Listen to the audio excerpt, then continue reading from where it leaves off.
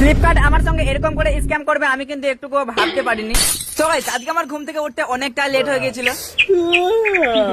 Good morning. আর late হয়ে গেছে সেটা বড় কথা নয়, বড় কথা হচ্ছে লেট হয়ে গেলে মা আবার আমাকে কিছু খেতেই দিবেন না। কিন্তু ওয়াও, ঘরে ঢুকতে থেকে হালকা করে চা বিস্কুট আমার জন্য রেডি করা আছে। হ্যাঁ, আজকে আমার কপালটা অনেক ভালো। এই কি করে সাল, আমি তো ভাবলাম আজকের দিনটা ভালো যাবে, তো এখানে তো দেখছি চায়ের বদলে শুধু চা পাতা। মা, ও মা। তো গাইস তারপর অনেক কষ্টে মায়ের হাতে পায়ে ধরে বললাম হালকা করে কিছু একটা বানিয়ে দাও, এবার কিন্তু তাড়াতাড়ি উঠবো ঘুম থেকে। আর তারপরে মা পটে গেল, এই যে দেখতে পাচ্ছ কি বানিয়ে দিয়েছে, কিন্তু এই সালা চামচ আবার উঠছে না যে। তো অনেক কষ্ট মষ্ট করার পর হালকা করে খেয়ে নিলাম লাচ্ছা। তো গাইস তারপর আবার আর একটু বেলা হতে আমার কাছে একটা কল এলো। স্যার এই কার্ড থেকে বলছি আপনার একটা পার্সেল আছে। আবে আমার কাছে তো কোনো টাকাও নাই।